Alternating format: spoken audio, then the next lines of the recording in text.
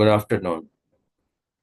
Hope you all are good and doing your best for coming CBSE exam. आज हमने class 12 chapter 1 से कुछ numericals और important numericals, short numericals जो 2026 CBSE में आना है, हमेशा ऐसा आता रहा है, इसकी मैंने कुछ कोशिश करी है। तो लेट्स सी न्यूमेरिकल 1। न्यूमेरिकल 1 ये है कि there are two charges, no, let me modify. There are two spheres and in that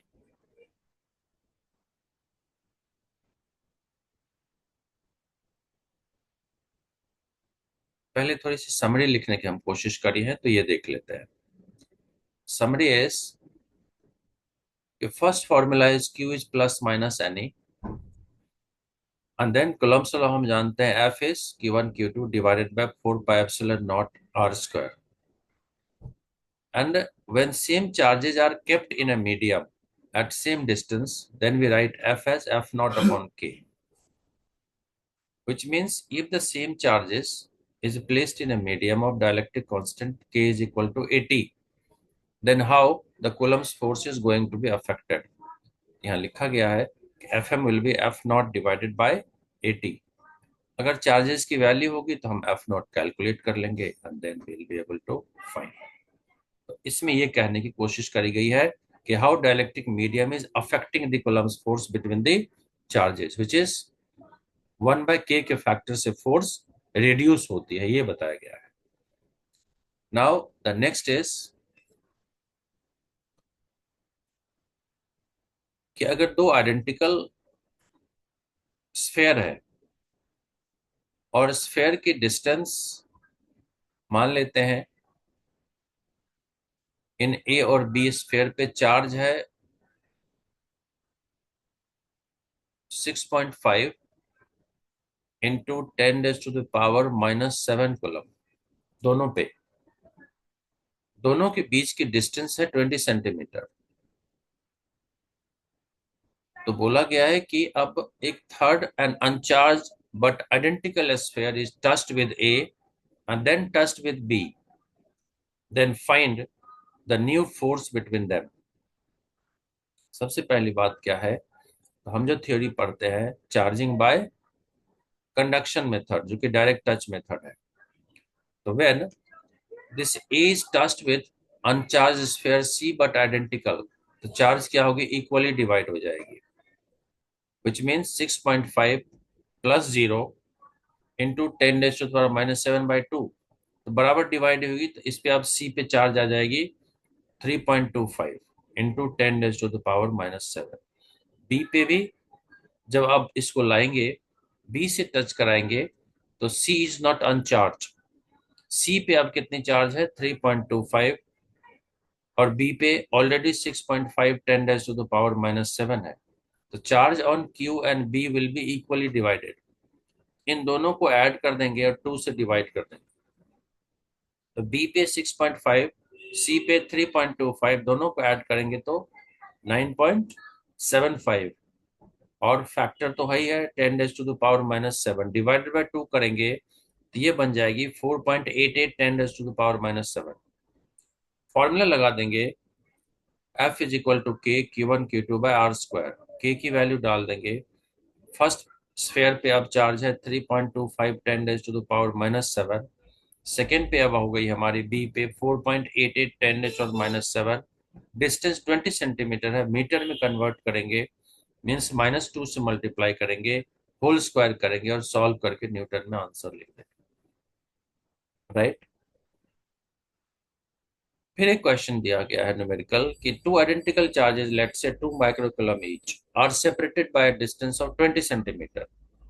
बीच में इसी लाइन पे एक थर्ड चार्ज हमें रखना है जिसकी मैग्नीट्यूड है 1 नैनोकूलम। तो पूछा गया कि इसकी डिस्टेंस बताओ। कॉन्सेप्ट है कि magnitude of charge between first two charges, magnitude of force between first two charges 2 microcoulomb and 1 microcoulomb nanocoulomb, F1 की mod is equal to minus of F2 की मॉड। F2 क्या होगी, तो 2 माइक्रो और 1 के बीच की चार्ज है। F1 क्या है, 2 माइक्रो और 1 के बीच की चार्ज है। मीन्स दोनों फोर्स को इक्वेट किया, तो F की वैल्यू डाली के Q1 Q2 by x square, ये डिस्टेंस x ले लिया, और F2 की के Q1 2 माइक्रो और ये 1 nano divided by total distance अगर 20 है तो ये वाली डिस्टेंस कितनी होगी, 20 - x, राइट, का स्क्वायर कर दिया, क्योंकि न्यूमरेटर सेम है तो ये कैंसिल हो गई। अब इसको जनरली बच्चे एक गलती क्या करते हैं, 20 - x को a - b होल स्क्वायर पे इलेबोरेट करने लगते हैं। नो, इसको हम स्क्वायर रूट ले लेते हैं। स्क्वायर रूट लेने से फायदा क्या होगी, तो ये हमारी हो जाएगी x is equal to 20 - x, x add होके 2x बना, x बन गई 10 सेंटीमीटर। मतलब मिड पॉइंट पे रखने से इक्विलिब्रियम स्टेट हम अचीव कर लेंगे। क्योंकि 2 माइक्रो आइडेंटिकल थे इसीलिए मिड पॉइंट आया। मैग्नीट्यूड अलग होगी तो आप नेक्स्ट न्यूमेरिकल कोशिश कर सकते हैं, एक अगर 2 है तो दूसरी 3 है या 5 माइक्रो कूलम्ब है, सेम फॉर्मेट में प्रैक्टिस कर सकते हैं, राइट। तो thank you so much, hope you are able to understand. और इसमें फिर कुछ अलग सी चीज दिखाता हूँ, और वो अलग सी क्या है, तो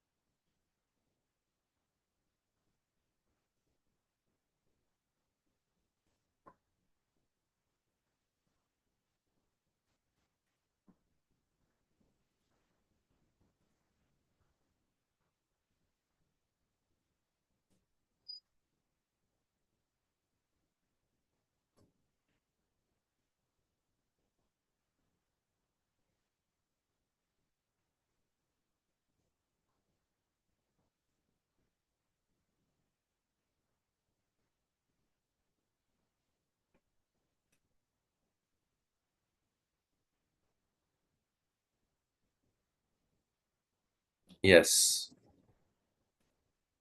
अब इसमें अगर हम देखते हैं तो what we C,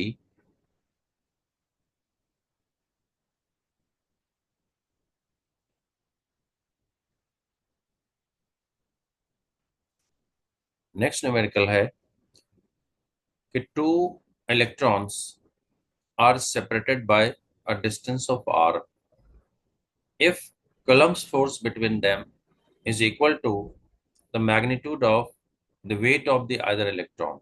Find distance between them.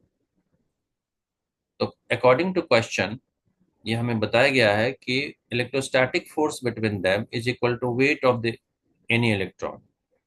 Electrostatic force की फॉर्मूला डाल दी, K E square by R square को इक्वेट कर दिया एम जी से, क्रॉस मल्टीप्लाई कर दिया R square and hence M G find कर दिया, राइट। नाउ अगर हम नेक्स्ट देखें तो नेक्स्ट बताने की कोशिश की गई है कि 3 identical charges which are 2 micro coulomb, no 1 micro coulomb, right, each one is 1, if 1 micro coulomb तीनों है, तो बोला गया है कि अब बताओ और डिस्टेंस कितनी है, तो ट्रायंगल की 1 मीटर डिस्टेंस है।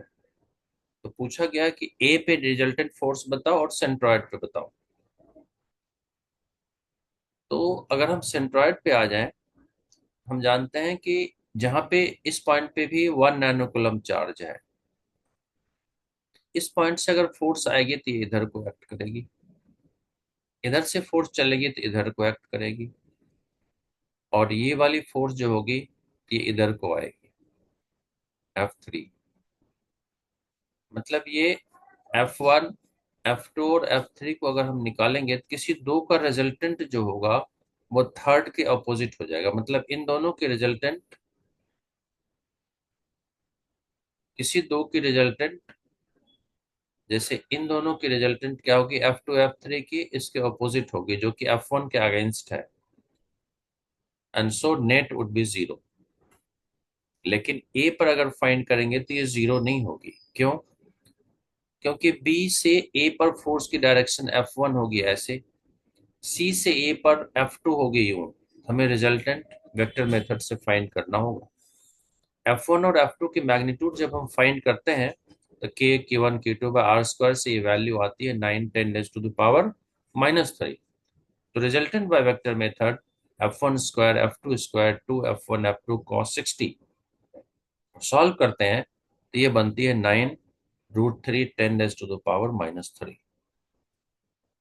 Right, that's it in this video.